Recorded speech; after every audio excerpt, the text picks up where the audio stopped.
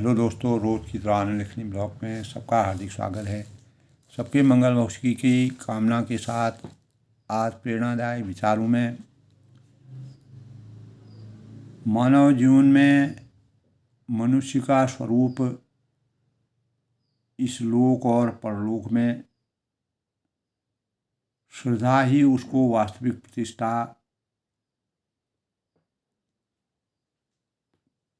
की ओर प्रेरित करती है और समय, संग और स्वभाव की विचित्रता से कुछ लोग तो साधन की इच्छा होने पर भी अपने विचारों के अनुसार चेष्टा नहीं कर पाते। यानी कहने का मतलब है कि मनुष्य का मूल कर्तव्य की पराकाष्ठा क्या होनी चाहिए, उस संबंध में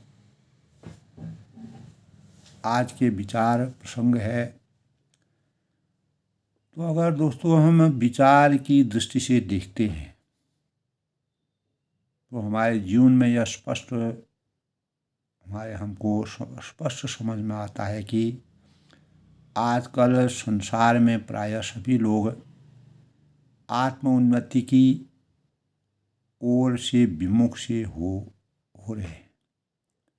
यानी जो आत्मा की उन्नति का स्वरूप है वह दिन पर दिन यानी देश काल परिस्थिति और अनेक प्रकार के वातावरण के प्रभाव से उसमें अवरोध आ रहा है।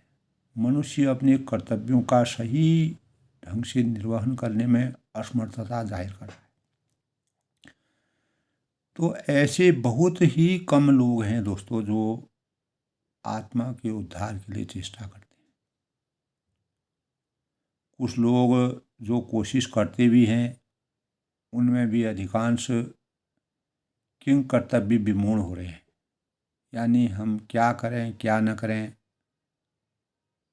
उनका जो ज्ञान मंथन या विचार शैली है वह सांसारिक परिवेश को, खास करके आधुनिक परिवेश को देख करके किंग कर्तव्य विमूढ़ की अवस्था में पहुंच गया है कि मुझे क्या करना चाहिए, क्या नहीं करना चाहिए, क्या सही है, क्या गलत है। तो श्रद्धा भक्ति की कमी के कारण, जहाँ तक मेरी सोच है दोस्तों, श्रद्धा भक्ति की कमी के कारण यथार्थ मार्गदर्शन का भी अभाव सा हो रहा है। और समय है, संग है और स्वभाव की विचित्रता से कुछ लोग तो साधन की इच्छा होने पर भी अपने विचारों के अनुसार चेष्टा नहीं कर पाते। तो इसी संबंध में दोस्तों प्रेरणा के स्वरूप में इसमें प्रधान कारण, जब हम सूक्ष्मता में जाते हैं, प्रधान कारण हमारी यानी अज्ञान के कारण के साथ ही साथ ईश्वर, शास्त्र और जो हमारे ऋषि मुनि हैं पर अश्रद्धा का होना समझ में आता है। किंतु यह श्रद्धा किसी के कारण, किसी के करवाने से नहीं हो सकती।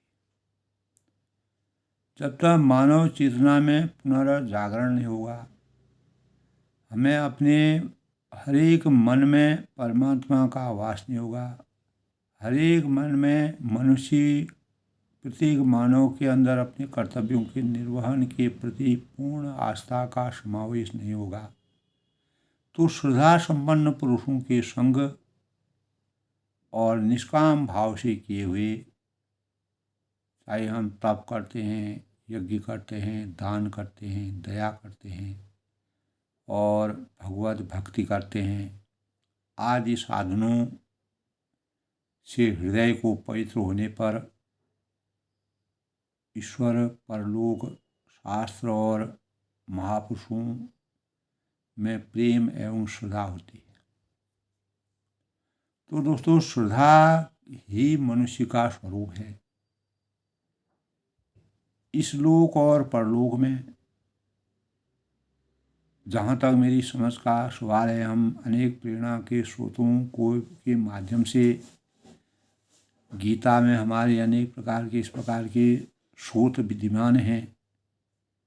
तो इहलोक और परलोक में दोस्तों श्रद्धा ही उसकी वास्तविक प्रतिष्ठा का कारण बनता है, क्योंकि गीता में एक जगह पर कहा है सत्वानुरूपा सर्वस्य श्रद्धा भवति भारत, और श्रद्धा मयो अयं पुरुषो यो यत्र वह स एव स सत्वानुरूपा सर्वस्व श्रद्धा भवति भारत, श्रद्धा मयो अयं पुरुषो यो यच्छध्व स एव स। यानी अर्थात हे भारतवंशी अर्जुन, भगवान कृष्ण अर्जुन से कहते हैं कि भारत के गौरवशाली भारत के गर्भ में अवतरित होने वाले प्राणी यानी अर्जुन को संबोधित करते हैं कि सभी मनुष्यों की श्रद्धा उनके अंतःकरण के अनुरूप होती है, तथा यह पुरुष श्रद्धामय है। इसीलिए जो पुरुष जैसी श्रद्धा वाला होता है वह स्वयं भी वही है, अर्थात जिसकी जैसी श्रद्धा होगी, जैसे भाव होंगे, जैसी अभिव्यक्ति होगी, वैसा ही उसका स्वरूप समझा जाता है। तो दोस्तों हम विचार पूर्वक कह सकते हैं, विचार भावना से अगर कहें, मनुष्य को सच्चे श्रद्धा संपन्न बनने की कोशिश करनी आज के परिवेश के लिए नितांत आवश्यक हो गया है। हम और आप दोस्तों ईश्वर के किसी भी नाम या किसी भी रूप में श्रद्धा करें, स्वरूप की को अपने अंतर्मन में ध्यान करें, तो हमारी आपकी वह जो श्रद्धा है ईश्वर में समझी जाएगी, क्योंकि सभी नाम रूप ईश्वर के हैं। हमारे नामों में हर जगह, चाहे वह किसी भी धर्म से संबंधित है, तो कहीं ना कहीं परमात्मा का नाम हर नाम में विराजमान है। तो आपको जो धर्म प्रिय हो, जिस ऋषि महात्मा का या प्रेरणा महापुरुष पर आपका विश्वास हो, या जो शुद्धिजन होते हैं, प्रेरणा स्रोत होते हैं, समाज सेवी होते हैं, भक्ति में आसक्त होते हैं, विचारवान होते हैं, ज्ञानी होते हैं, तो हम उसी पर श्रद्धा भाव, उन्हीं के अनुसार अपने जीवन को चरितार्थ करने में के अनुसार हम चल सकते हैं, अपने मार्ग दर्शन कर सकते हैं।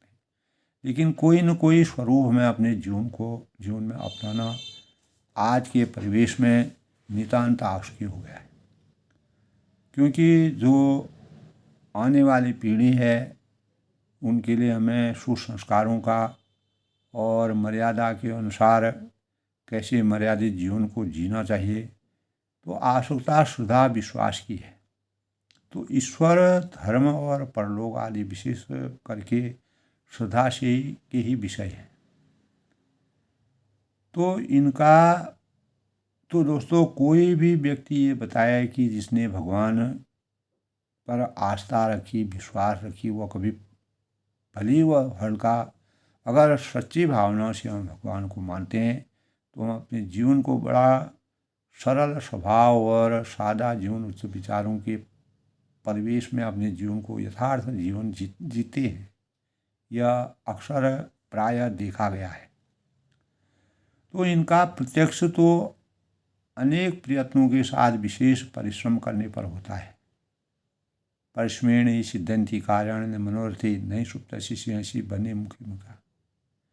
तो आरंभ में यानी शुरुआत में दोस्तों इन विषयों के लिए किसी न किसी पर विश्वास की करना ही पड़ता है।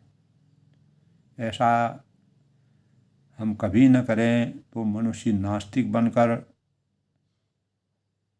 जो श्रेय के मार्ग पर गिर जाता है और साधन से विमुख होकर वह गिर जाता है, पतित हो जाता है, अस्तित्वहीन हो जाता है।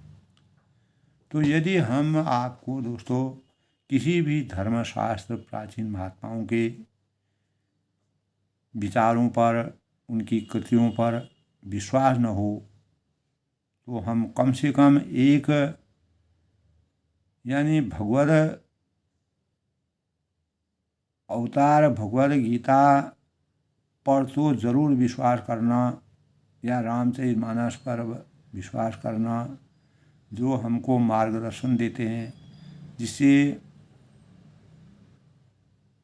जिसमें इस प्रकार के चरित्र हैं जिनसे हमें अनेक प्रकार की प्रेरणा मिलती है। क्योंकि गीता का उपदेश प्रायः सभी मतों के अनुकूल चलता है, कोई भी मत गीता के उपदेश से भिन्न नहीं है। तो इस पर भी दोस्तों विश्वास न हो तो अपने विचार के अनुसार ईश्वर पर विश्वास करके उसी की शरण होकर साधन में लग जाना चाहिए। हमें अपने कर्तव्यों का निर्वहन करना चाहिए।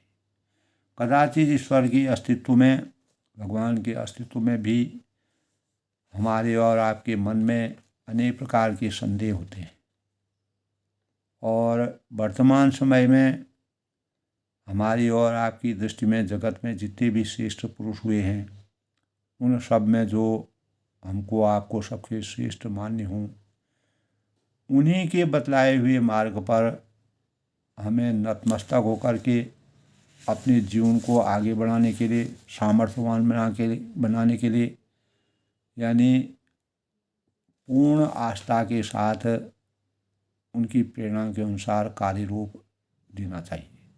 तो यदि वर्तमान काल किसी भी साधु, महात्मा या सत्पुरुष पर आपका विश्वास न हो, तो यह भी संभव है दोस्तों, तो हमको आपको यह विचार करना चाहिए कि क्या सारे संसार में हमसे उत्तम कल्याण मार्ग की ज्ञाता कोई नहीं है। तो यदि यह कहते हैं तो सही, पर उनका हमको नहीं मिली, तो उनकी खोज करनी चाहिए, विचार करना चाहिए, मंथन करना चाहिए। अथवा यदि यह समझते हों कि हमसे तो बहुत से पुरुष श्रेष्ठ हैं, परंतु कल्याण मार्ग के भली भांति उपदेश करने वाले पुरुष संसार में बहुत ही थोड़े हैं, और जो भी उनका भी हम जैसे श्रद्धालुओं को मिलना कठिन है उनके, और यदि कभी मिल भी जाते हैं तो पहचानने की योग्यता न होने के कारण हम उन्हें पहचान नहीं सकते। तो सबसे पहले हमें अच्छा और बुरा, सद्मार्ग और गलत मार्ग के संबंध में ज्ञान होना जरूरी है। ऐसी अवस्था में हमारे आपके लिए यह तो अवश्य ही विचारणीय है कि आप जो कुछ चेष्टा कर रहे हैं, जो अपने मन में विचार कर रहे हैं, उससे क्या आपका यथार्थ कल्याण हो जाएगा। तो यदि संतोषम परम सुखम हमारे अंतःकरण में नहीं होता है, तो हम कम से कम अपनी उन्नति के लिए उत्तरोत्तर विशेष प्रयत्न हमको करने चाहिए। तो सम है, दम है, धृति है, क्षमा है, शांति है, संतोष है, जप है, तप है, यानी सत्य है, दया है, ध्यान है और सेवा है। तो इत्यादि गुण और कर्म हमारे आपके विचारों में जो उत्तम प्रतीत हो, उनको ग्रहण करना प्रमाद है, आलस्य है, निद्रा है, विषय शक्ति है। इस प्रकार नारद मुनि को अनेक प्रकार की काम वासनाएं उनके अंतःकरण में आकर के उन्होंने अपने वैरागी जीवन से त्याग करके भगवान ने उनको सब सही स्वरूप दे करके उनकी रचना रचनी पड़ी। तो विषयाशक्ति, झूठ, कपट, चोरी, जो भी ये दुर्गुण दुर्विचार होते हैं, दुष्कर्मों का त्याग करना नितांत आवश्यक है। तो प्रत्येक कर्म करने में पूर्व सावधानी के साथ सोच विचार कर लेना चाहिए। जो कुछ कर रहा है, यानी हमें यह विचार करना चाहिए, मंथन करना चाहिए कि मैं जो कुछ कर रहा हूँ वह मेरे लिए यथार्थ लाभदायक है या नहीं है, मुझे ऐसा नहीं होगा। तो इन बातों का हमें ध्यान रखना चाहिए और उसमें जहाँ कहीं भी गलती हो, त्रुटि हो, उसका बिना विलंब सुधार कर लेना चाहिए। मनुष्य जन्म ही बड़ा दुर्लभ है, बड़े भाग मानुष तन पावा, रामचरितमानस में कहा है।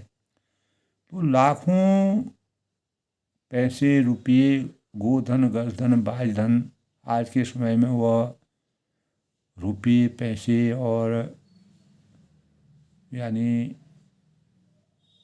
डॉलर, अनेक प्रकार की जो देशों की अलग अलग वो हैं उसमें परिवर्तित हो गए हैं। मनुष्य जन्म बहुत ही दुर्लभ है, इसलिए कहा गया है लाखों रुपये खर्च करने पर जीवन का एक क्षण नहीं मिल सकता है। तो ऐसे मनुष्य जीवन का समय निद्रा, आलस्य, प्रमाद और अकर्मण्यता में व्यर्थ कदापि नहीं होना चाहिए। तो जो मनुष्य अपने इस अमूल्य समय को और अमूल्य शरीर को की सही ढंग से सुरक्षा नहीं कर सकता है, उसका सही ढंग से अनुपालन नहीं करता है, अपने कर्तव्यों के प्रति निष्ठावान नहीं रह सकता है, तो बिना सोचे विचारे अपने जीवन को बिताने का प्रयास करता है, तो उसे आगे चलकर अवश्य ही पछताना पड़ता है। क्योंकि अनेक कवियों ने कहा है, बिना विचारे जो करे सो पाछे पछताए, काम बिगाड़ो आपनो जग में होत हंसाए। और जग में होत हंसाए, चित्त में चैन न पावे। खान पान सम्मान राग रंग मन नहीं भावे। और यह गिरिधर कबीराय, कर्म गति तरत न टारे। खटकत है जिय माही करे जो बिनु विचारे। तो अतः अपनी बुद्धि के अनुसार, अपने ज्ञान के अनुसार मनुष्य को अपना समय बड़ी ही सावधानी से ऊंचे काम में लगाना चाहिए, जिससे आगे चलकर पश्चाताप न करना पड़े। नहीं तो गोस्वामी तुलसीदास जी ने एक जगह पर कहा है, सो परत दुख पाय पावई सिर, सिर धुनि धुनि पछताए। सो परत दुख पावई सिर धुनि धुनि पछताए, काल ही कर्म ही ईश्वर ही मिथ्या दोष लगाए। तो कहने का तात्पर्य यह है कि दोस्तों, सिवा पछताने के अन्य कोई उपाय नहीं रह जाएगा। बिन पछताए होत क्या, जब चिड़िया चुग गई खेत। अगर चिड़िया खेत को चुग जाती है, उसके बाद पछताने से कोई फायदा नहीं है। तो इसी प्रकार जो परत्र दुख पायो सिर धुनि धुनि पछताए, काले कर्मे ईश्वर ही मिथ्या दोष लगाए। तो बिना पछताने से अन्य पछताने के अन्य कोई उपाय हमको तब नहीं सूझता है, जब हम कर्म पद से और कर्तव्य भावनाओं से हट जाते हैं। तो वह मनुष्य जीवन बहुत ही महंगे मोल से मिला। प्रत्येक मानव जीवन बड़े ही कीमती होता है, इसका कोई कीमत नहीं होती। काम बहुत करने हैं, कर्तव्यों का पालन बहुत करना है, समय बहुत थोड़ा है। अतः चेत कर विचार कर अपने जीवन से बचे हुए समय को बुद्धिमानी के साथ विचारवान बन करके केवल कल्याण के मार्ग में अपने को लगाना, यही मानव जीवन की पराकाष्ठा का सबसे बड़ा स्वरूप है। यही हमारे कर्तव्य निर्वहन का बड़ा, यदि मनुष्य अपनी बुद्धि के अनुसार इस लोक और परलोक में लाभ देने वाले कर्मों में प्रवृत्त नहीं होगा, तो इसको उसकी मूर्खता या अकर्मण्यता और आलस्य के अतिरिक्त क्या कहा जा सकता है। जो जानबूझकर प्रमाद करता है, आलस्य करता है, निद्रा करता है, अनेक प्रकार के भोगों से चित्त को हटाकर उसे सन्मार्ग में नहीं लगाता है, तो पतन के मार्ग में आगे बढ़ता जाता है, वह स्वयं ही अपना शत्रु बन जाता है। तो श्रुति भी इस संबंध में कहा है दोस्तों, यह चेद वेदिदथ सत्यम मति न चेदिहा देवोन्महति विनिष्टम भूतेषु भूतेषु विचिन्त्य धीरा प्रेत्या स्मालोकादमृता भवन्ति। यानी इद इह चेद वेदो दथ सत्यम अस्ति च चेदिहा वेदो अन्महतो विनिष्टं भूतेषु भूतेषु विचिन्तं धीरा प्रत्ये अस्मा लोकाद अमृता भवन्ति। यदि इस मनुष्य शरीर में, मानव देह में उस परमात्मा तत्व को जान लिया हो, जान जाएगा तो सत्य है, यानी उत्तम है। और यदि इस जन्म में उसको नहीं जाना तो महान हानि होती है।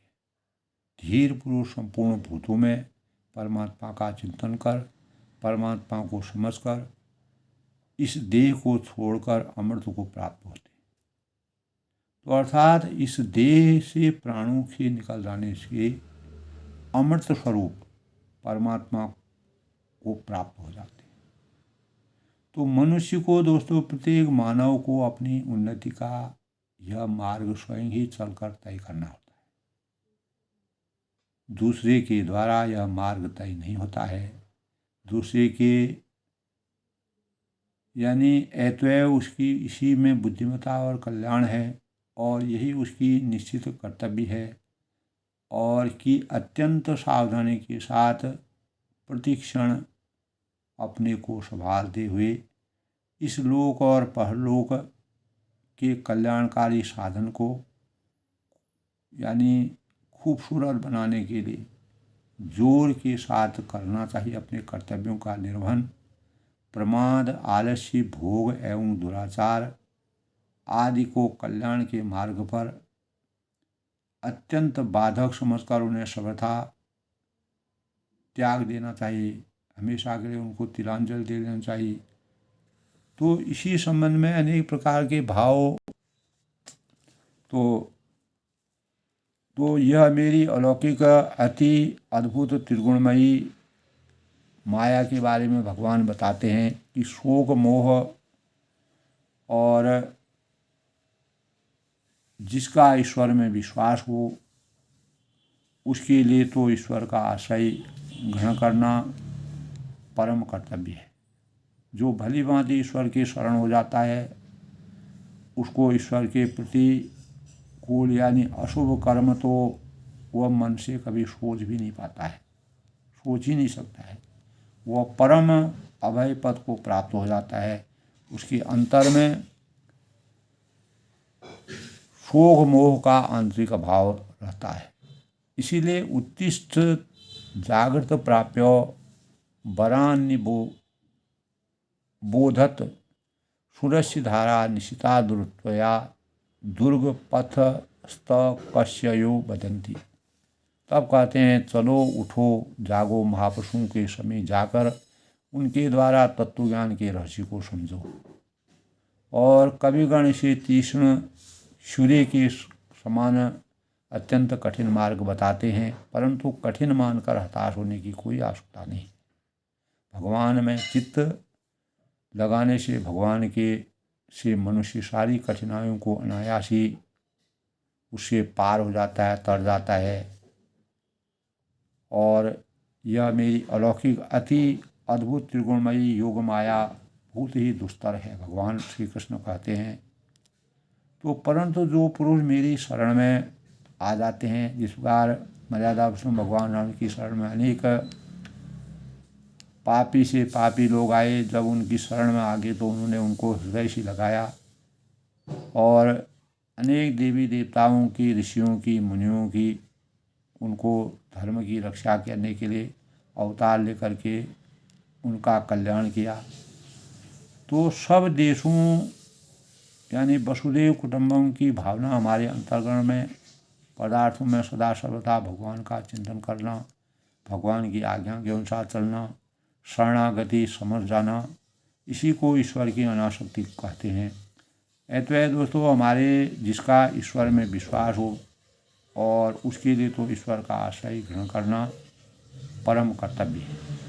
जो भली भांति ईश्वर के शरण में चला जाता है उससे ईश्वर के प्रतिकूल यानी अशुभ कर्म तो बन ही नहीं सकता है, वो कभी गलत कार्य को नहीं कर सकता है। कोई भी व्यक्ति संसार में बताया कि दोस्तों जो परमात्मा की आसक्ति पर आस्था रखता है वो कभी दुखी रहा हो, परेशान रहा हो, भले ही क्षणिक परेशानी हो सकती है लेकिन चिरकाल तक उसको परेशानी नहीं हो सकती है। वो अपने जीवन को सादा जीवन विचार सरलता के साथ व्यतीत करता है। यह दोस्तों हमारी नीति कहती है और यह हमारे जीवन में परिलक्षित होता है। तो केवल पवित्र हुई शुद्धि बुद्धि के द्वारा पुरुष स्वयं उसका अनुभव करता है, ऐसा हमारे वेद कहते हैं, शास्त्र कहते हैं।